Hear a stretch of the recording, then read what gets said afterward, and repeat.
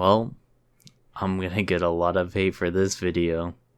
Hey everyone, I'm Dexterous, and today I'm gonna do a guide on how to play Clash effectively. So, let's get right into the video. So, here are the topics I'll be talking about this video. If you want to skip to a particular topic, then you can go to the video descriptions and I'll have timestamps.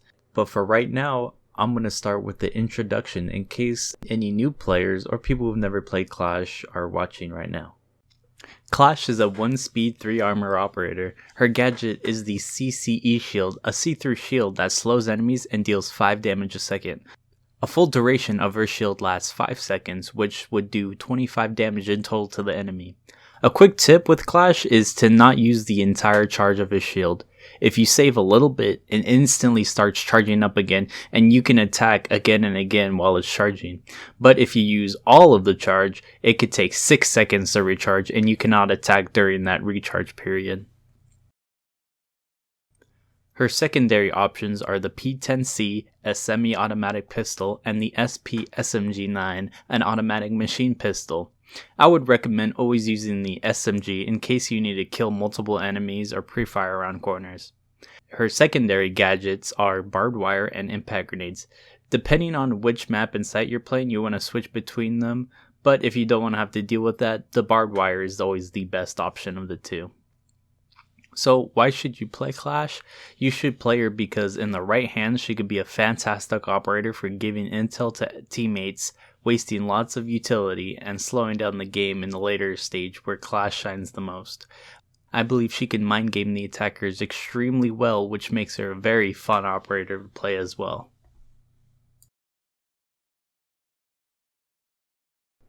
Okay, so the first topic I wanted to start off with is communication, and this is more geared towards newer players. When you're playing Clash, you're constantly giving intel to teammates and you're trying to give the right callouts, and since you have a shield to protect you, you'll probably feel more comfortable going around the map and learning it. For newer players, playing with your friends and playing Clash for them can be really helpful for the both of you. You might not get a lot of kills with Clash because it's hard to get kills, but learning to make callouts and gaining map knowledge will help you out way much more in the long run. So I feel like if you're a newer player and you're uncomfortable with all the in-depth mechanics Siege has to offer, that starting off with Clash on defense could be a pretty good start to help you get through the game. Okay, so the next topic I wanted to talk about was the playstyle. So when Clash was released, people played a lot more aggressive with her because she could pull out her weapon a lot faster. But now, since she can't, I feel like you have to play a completely different playstyle. Playing Clash now, you should probably play more conservatively. Playing on site puts you in better positions not to die. It helps stops rushes, and in most situations can get you easy wins when you get to the last 30 seconds of the game. With Clash, you want to waste the attacker's time and make them push at the last 30 seconds. Now, why is that? Well, when you're slowing the attackers down at the last 30 seconds of the game, they have to make decisions under pressure. They have to think about where the other defenders are, where there might be traps, what Clash will do next, if she'll pull out her weapon or not, and a lot of other things they have to worry about. And all of this is happening while they're being slowed right in the middle of a site or a room or just anything. So being conservative with Clash and playing the late game is the best strategy you can do with Clash.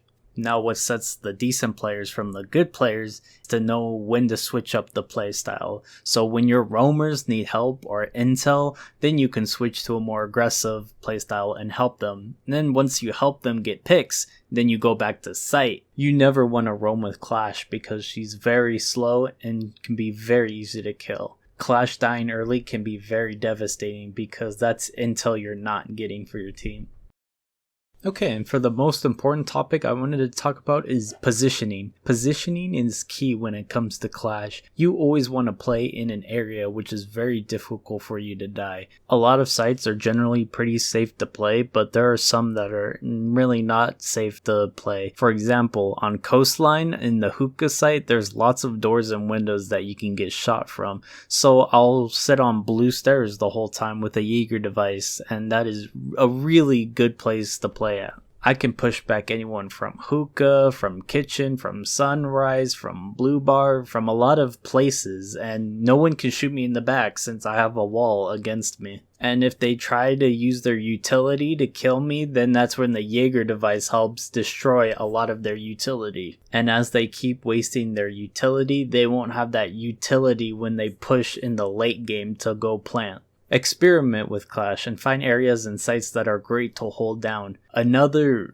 important thing to do with Clash is position your secondary gadgets. You always want to think about the most effective spots to place your secondary gadgets to either help slow down the enemy or rotate between areas. Putting barbed wire in certain places can be the difference it makes for saving some meter for your slow or slowing the enemy down the extra 2 seconds for somebody to kill them or for the time to run out and you win the round. So I have a great example of good positioning that helped me win this round. So we're playing down blue bar and sunrise bar sites, and my teammate just died, and it's a 1v1 against me and Zofia. Zofia has the bomb and she's trying to plant behind blue bar. So what I try to do is switch weapons, and I try to make her think like I'm gonna challenge her, but I pull back out my shield and I'm just contesting her at a reasonable distance. And I'm not sure if she has her concussion, so I'm just trying to stay back.